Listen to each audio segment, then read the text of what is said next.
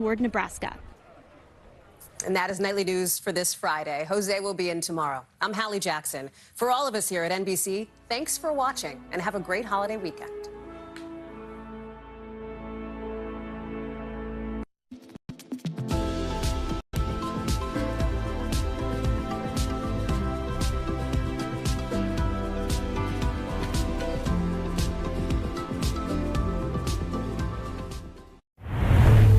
KUAM TV8, first on Guam.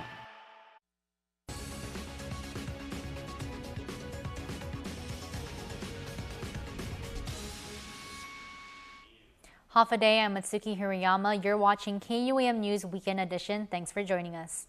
On any given day, or night for that matter, Tumon is bustling with activity, but for the past several years, the police station at the entrance to Matapang Beach has been closed. But that's all changing now as a resource to provide help and maintain order is opening again. Jason Salas has more from the special rededication ceremony.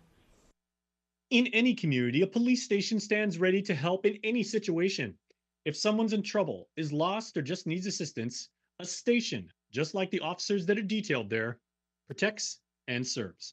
One of our greatest concern always is the safety and the protection of lives and property and of our community and our people.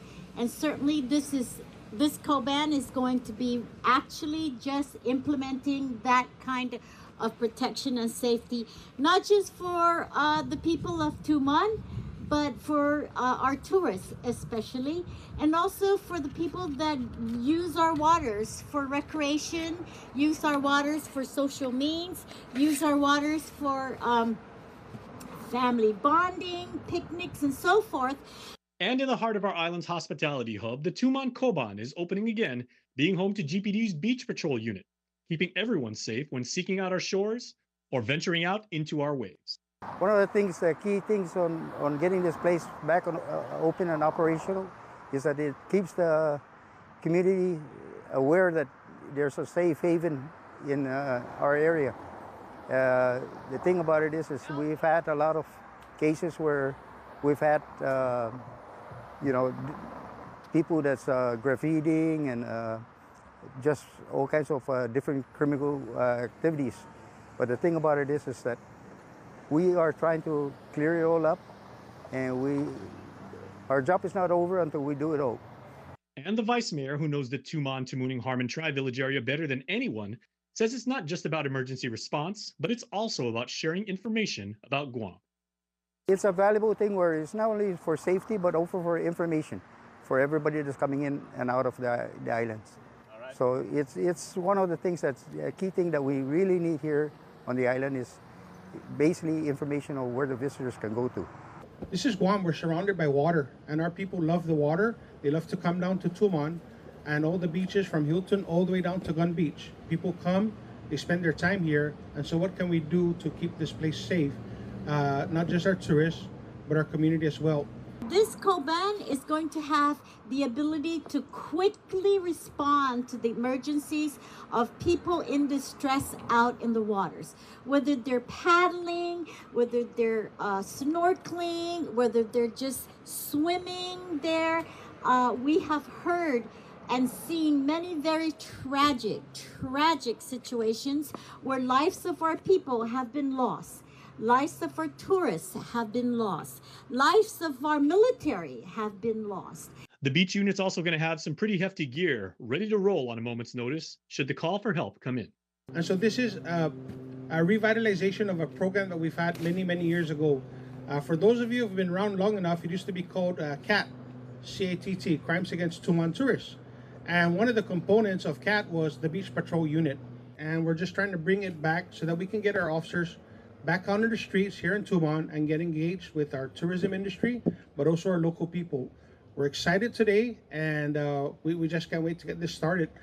So if you're in need and up in Tumon, GPD's got you. Just jet skis are going to be here stationed right here. But you also see some other equipment. We have mountain bikes, all-terrain motorcycles, and scooters. That's all part of the Beach Patrol Unit. That's all part of the equipment that they'll be using. Viva Tatua! The Guam Waterworks Authority has cleared its final hurdle for new bond funding, with the Public Utilities Commission giving the green light last week.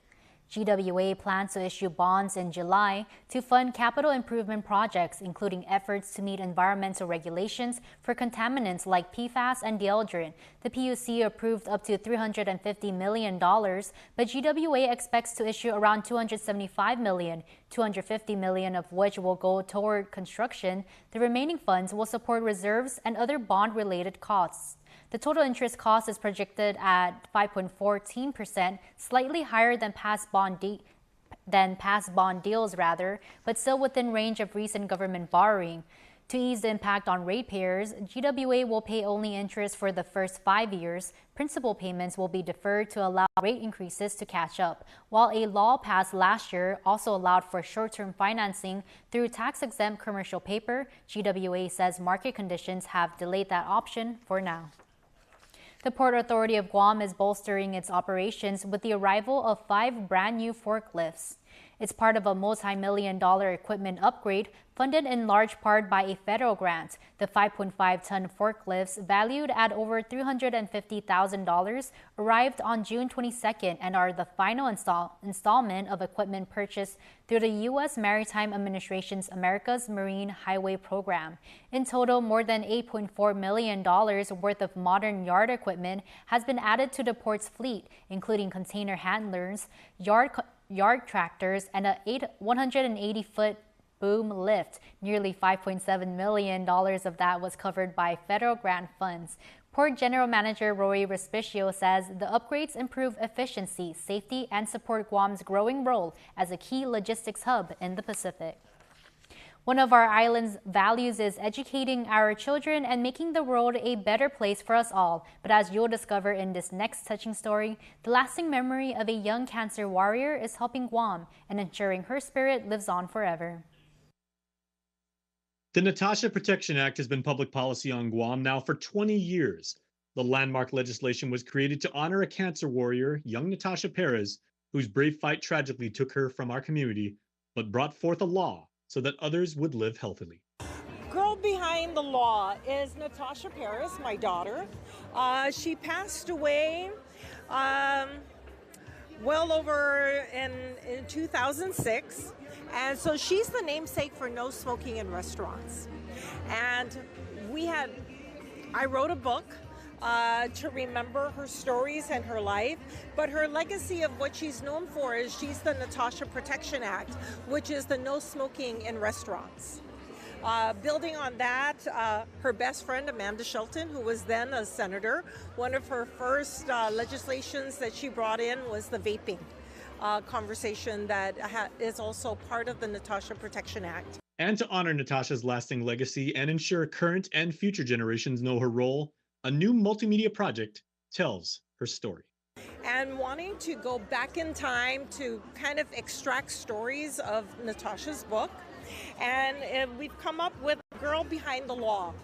And we have 8 episodes that we're going to maybe pull stories that could be meaningful to our youths and to others, to hopefully to build strength, understanding of how they themselves can become an activist in our community and change lives. The film presents an opportunity from a creative standpoint to capture Natasha's journey in a way that everyone can connect with. So that's like one of the main challenges with the book turning into a film. So if you guys haven't read the book yet, I suggest do so. So it's a very informative book through the life and the journey of Natasha and becoming also the law that we know now. So how we did the film is we kind of separated it into eight micro episodes. So it's 2 to 3 minutes per episode. It's going to be feature punched. It's going to be a lot of information for everybody at any group ages to kind of learn what the story is about. And it's going to be very accessible to everybody. It's going to be 8 micro episodes that's easy to watch. Like what I said, it's 2 to 3 minutes each episode. And we're going to share it to anywhere. And we're going to have it on our website as well that we just launched. So everybody can learn more about her story. And today's healthcare practitioners are carrying on Natasha's mission, started 2 decades ago, and continue to fight as she did for the benefit of everyone. Well, some people don't know why we're not smoking in restaurants. They don't know the story behind the Natasha Protection Act, or even that we have a Natasha Protection Act, because it was 20 years ago, and we continue not to smoke in front of public places and not in restaurants, so we can enjoy food. And now we know the story behind it, and we can remember. And when we stand up for something that's important and what's right, our youth can do this.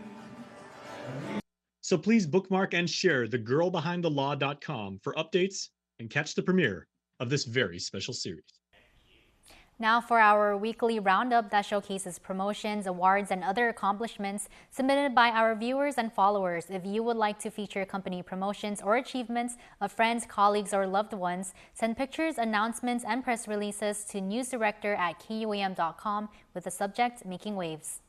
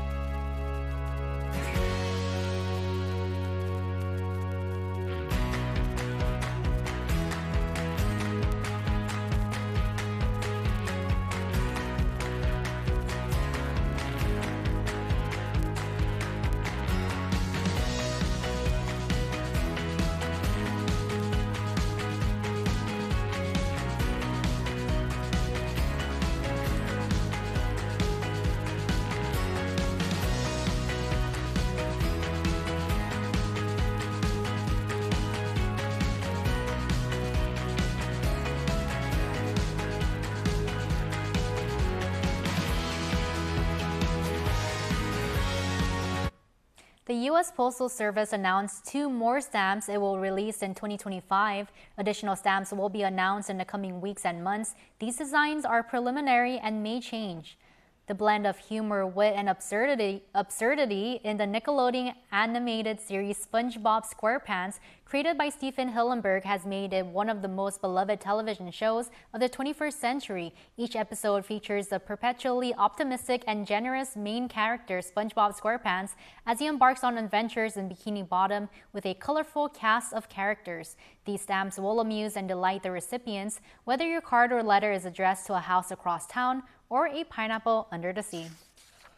In other news, KFC is celebrating 50 amazing years on Guam, and in this paid partnership, we listen to some from the community who share how KFC has become more than a meal, but a tradition and time to bring families together.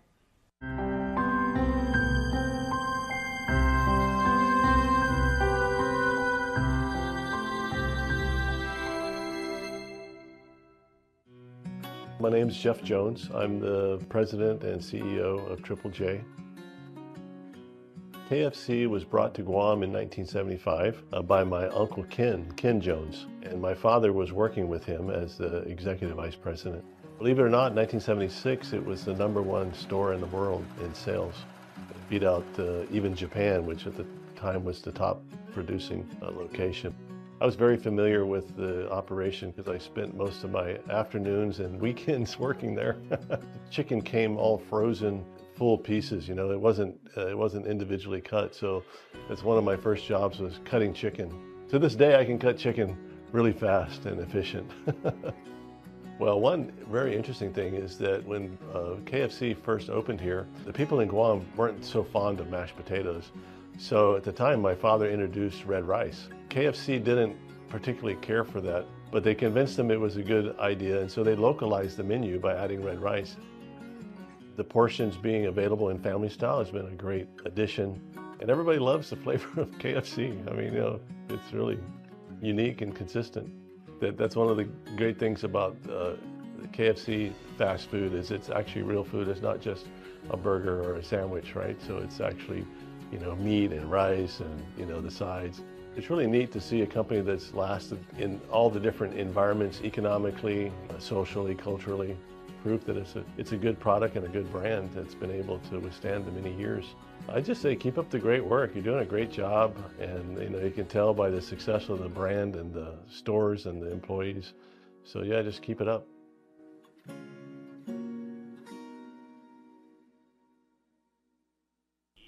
Stick around, we have more coming up on Weekend Edition. You're watching KUAM. Summer's here, Guam. Get ready for sun-soaked days with Kmart. From beach gear to backyard barbecue essentials, Kmart has it all at prices that keep your wallet cool. Stock up on snacks and fun kids activities to keep them entertained. Kmart is Guam's one-stop shop for summer fun. Plus, military and frontline workers save more with our exclusive discounts every day. Shop now for your summer essentials at Kmart, the 24-hour superstore. Summer vibes, Kmart style. Parents, do you know the power of talking, reading, playing, and singing to your baby? These actions help your baby build their language and literacy. Talk and sing to your baby about things around you. Call 311 Monday through Friday from 8 a.m. to 5 p.m. excluding holidays for more tips and resources to help your child succeed.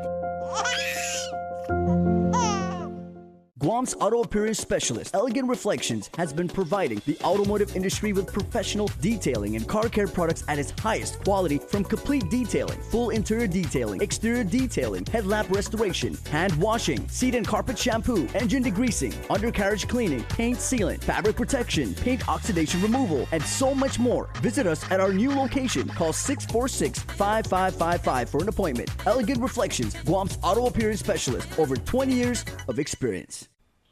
A daughter of the Marianas has landed her dream role. Erica Faye has been cast as Moana in the upcoming show Moana, Call of the Sea, aboard the newest Disney cruise liner, Disney Adventure. It's set sail this December from Singapore, and Erica speaks with KUAM contributing correspondent Nick Delgado shortly after she made her big announcement on social media. Hafa de Zantiro. My name is Erica Faye. I'm 23. Saipan's Erica Faye has been staring at the edge of the water. Make us strong, I'll be satisfied if I play along, but the voice inside sings a different song. Rather, a main character role she's landed aboard Disney's newest cruise ship, Disney Adventure, set to set sail out of Singapore this December. I've been holding this news for almost 3 months now, or 2-ish months, almost 3 months now, so it's been really hard keeping this news, so I just feel really happy to announce it, you know. I've been staring at the edge of the water, long as I can remember, never really knowing why. Erica is no stranger to the main stage, from making her own videos at a young age to performing on Guam with World Theater Productions and UOG Ladytones.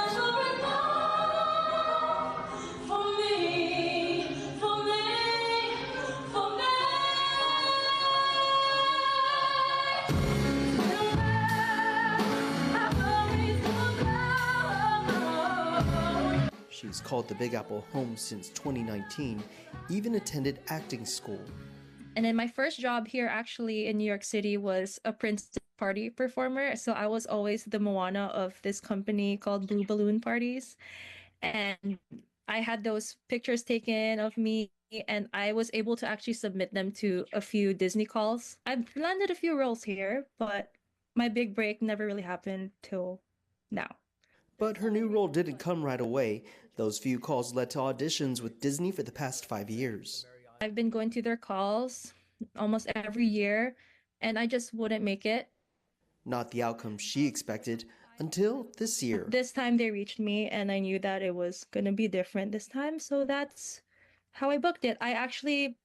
They just sent me the material immediately when I said yes, I would love to audition. The role, something she's been prepping for since the movie first premiered nearly a decade ago. A lot of us from the islands, I guess, we finally felt seen when we saw that movie. it's funny because my parents are from the Philippines. I'm Filipino American, but I am born and raised in Saipan, and just the story of Moana, even if I am not Samoan or Chamorro or Carolinian, like by blood, I'm not from the islands, but I am born and raised there. I guess it means a lot to me because not only that I feel seen, I kind of feel like I am her in a way because in 2019, again, like I said, I moved halfway across the world and I just knew that I had a calling, just like Moana. And I am someone who likes to take risks and to just see what the world offers me. And I just kept going. And for you right now, there's no telling how far you'll go. Yeah.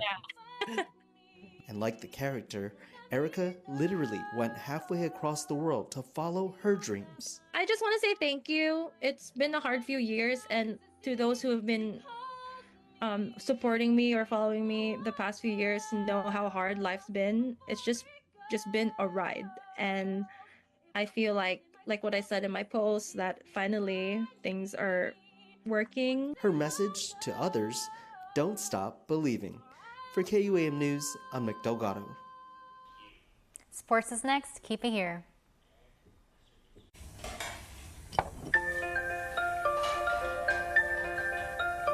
Honey, do you want some milk? Do you ever wonder how your favorite products make their way into your local stores? Most arrive on state-of-the-art Matson vessels that transport containers of food, household items, equipment, and supplies into the islands every week. Because we know that you depend on us, we work closely with our partners to ensure that our shipments arrive on time, all the time, so you can find your favorite products when you need them. We transport the region's most precious cargo that supports successful businesses and promotes a better quality of life for our families. Matson is proud to have been the hometown shipping carrier for Guam, the CNMI, and Micronesia for the past 25 years, and you can count on us to be here for generations to come. Beyond the Game is presented by Gatorade. Hafide Guam, I'm Jason Salas here with Frank Cruz and Coach EJ Calvo of the Guam Basketball Confederation, making a very special announcement about some men and women, gentlemen, who have contributed to the game that we love, you know, that I grew up watching, that you guys played. You guys achieved so much success, and Frank, as an administrator, you continue to grow the game in substantial ways, but these are really the bedrock of the Guam basketball, you know, community, and they really set the pace. Yes, you know, I mean, I wanted to just talk about some of the guys that were inducted, you know, starting off with Tony Thompson. You know, Tony, I've played with Tony, we've coached, you know, he was our president for Guam basketball. God bless his soul. You know, so he led us all the way through, so he inspires us. And so that's what I do. I'm the Secretary General of Guam Basketball, also the Vice President. And so, you know, he left a legacy that we're just going to keep on rolling with. So, you know, he's just one of the few that we're inducting. And also for Tony, for a long time, he ran the UOG gym. He would give a lot of people, whether you were on the national team, whether you were playing intramurals, whether you were playing club ball, you know, whether you just wanted to get like a good run. Yep. He actually facilitated that. Absolutely. So his work at FD, his work at UOG, and, you know, all around him. Yeah. Exactly. Outstanding. And even FIBA Oceania, he was part of the board. I also went into the board, and so he was, you know, all over, not just on Guam, but he affected the islands as well. And Guam basketball just kind of helped that team as we regained the gold in 2016. I'm sorry, 2015 in Papua New Guinea. Right, so that was the first. That's when we regained it. He was there, and oh man, what a blessing. And Coach Thompson is joined on this inaugural class of what is now the Guam Basketball Hall of Fame by some amazing players too. Yeah, so the two players that I grew up hearing their names, I don't.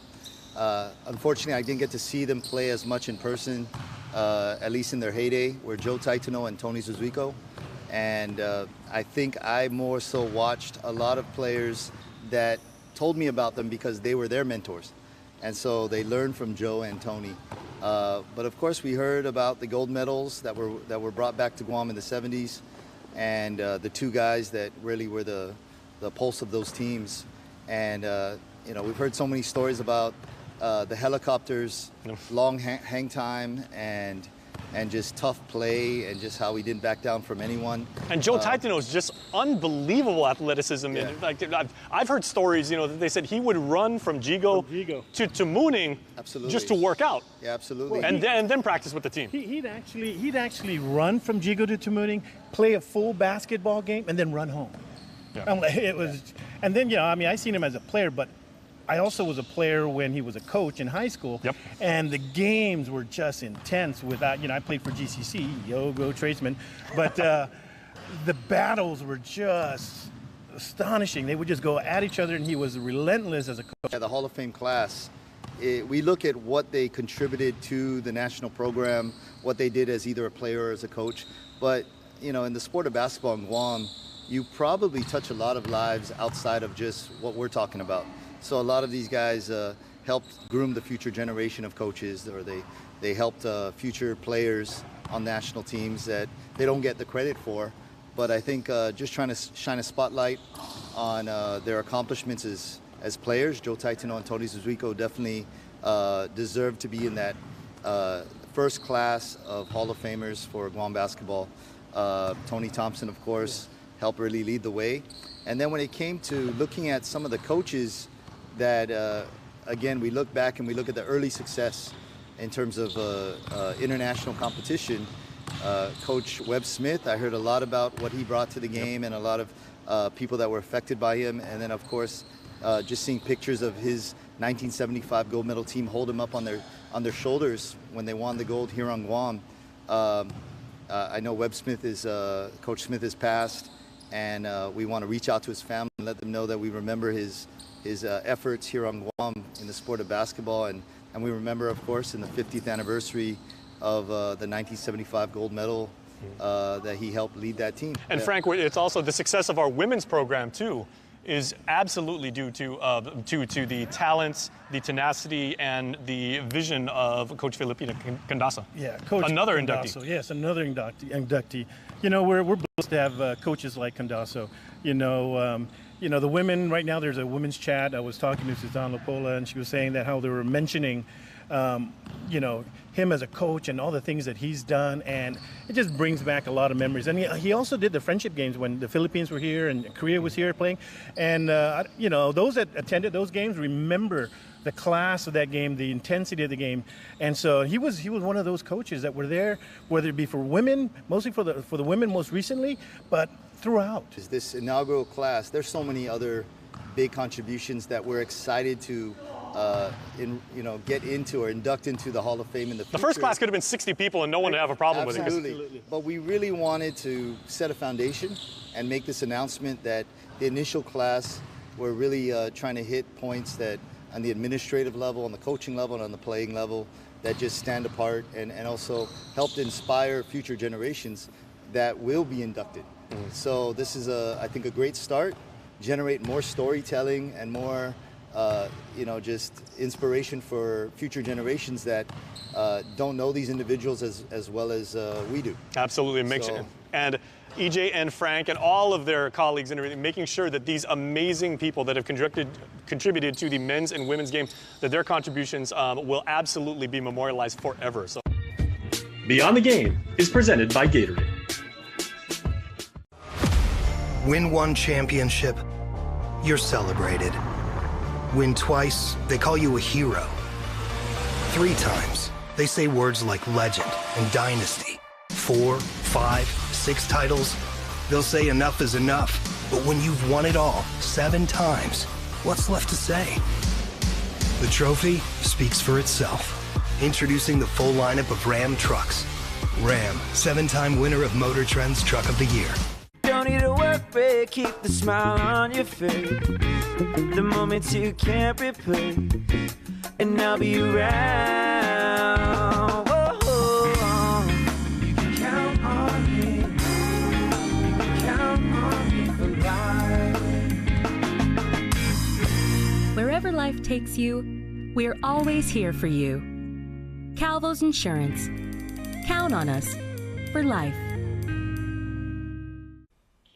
And now here's your Cold Stone Creamery Birthday Club shoutouts sent to us on KUAM.com.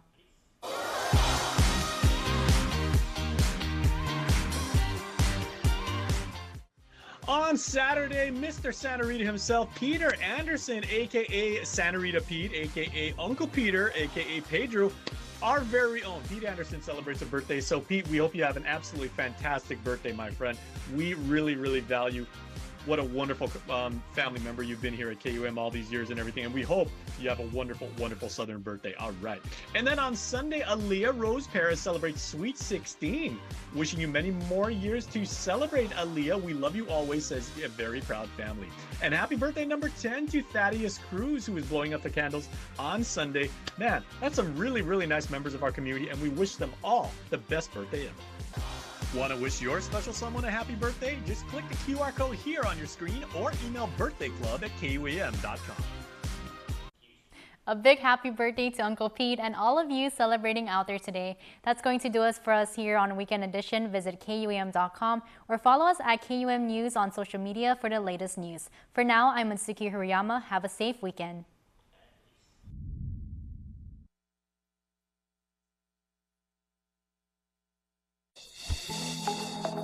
The One Micronesia Show is brought to you by American Music, located in the Compadres Mall.